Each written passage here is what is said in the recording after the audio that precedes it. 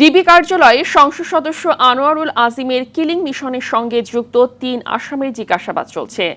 তানভীর ভূঁইয়া, শিমুল ভূঁইয়া ওরফে আমানুল্লাহ ও শিলাস্তি রহমানকে জিজ্ঞাসাবাদে গুরুত্বপূর্ণ তথ্য পাওয়ার আশা করছে গোয়েন্দারা।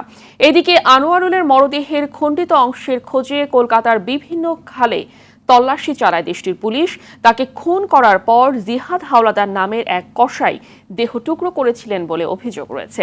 কলকাতা থেকে তাকে গ্রেফতারের পর বারাসাতের আদালতে ১২ দিনের রিমান্ড মঞ্জুর করেছেন।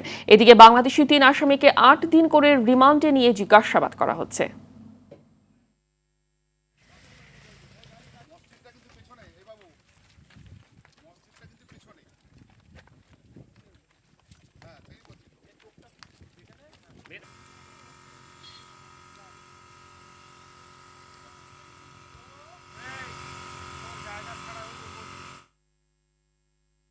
এই মুহূর্তে কলকাতা থেকে সরাসরি যুক্ত হচ্ছেন সহকর্মী পরমাশিস ঘোষ রায়। পরমাশিস, একটু জানাবেন যে জিহাদকে নিয়ে সিআইডির আজকের অভিযানের বিষয়ে কোনো গুরুত্বপূর্ণ তথ্য আপনার কাছে আছে কিনা? সৌমিতা, যেটা গুরুত্বপূর্ণ বিষয় হচ্ছে সিআইডি কিন্তু কোনোভাবেই ওনার দেহাংশ এমপি সাহেবের যে খুন করা হয়েছে তারপরে যে তার দেহাংশ জিহাদকে জেরা করে যেটা সিআইডি থেকে আমরা জানতে পেরেছি তার দেহকে ৮০ টুকরো করা হয়েছিল।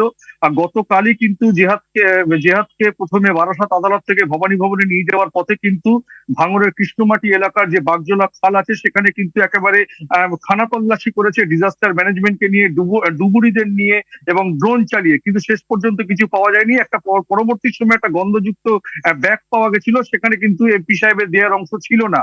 কিন্তু গতকালই সিআইডি তরফ থেকে বলা হয়েছিল যে আজকে সকাল ১০টার পরে তারা সেখানে এসে আবার খানা তল্লাশি চালাবে। কিন্তু সিআইডি সূত্রে যেটা খবর, সিআইডিরা মনে করছেন যে দেহের টুকরোগুলো জেরা করে যেটা জিহাদের কাছ থেকে জানতে পেরেছে, দেহের টুকরোগুলো বাগজোলা খালের বিভিন্ন অংশে তারা ছড়িয়ে ছিটিয়ে ফেলে দিয়েছে।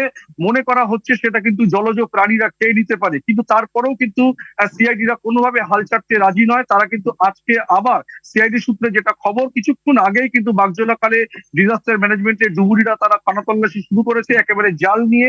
এবং পাশাপাশি কিন্তু আজকে জিহাদকে নিয়ে সন্দীপা গার্ডেন্স এর নিউ টাউনের সে আবাসনে যাবে যেখানে আজকে খুন করা হয়েছিল, সেখানে তারা আবার সরেজমিনে খতিয়ে দেখবে এবং সেখান থেকে কিন্তু আবার কৃষ্ণমাটিতে নিয়ে আসবে। সেই বাগজোলা খাল সংলগ্ন অঞ্চলে কিন্তু আবার ঘুরে দেখবে সিআইডি আধিকারিকরা। এখনো পর্যন্ত সিআইডি সূত্রে কিন্তু এমনটাই খবর। পরমাশিস, ধন্যবাদ।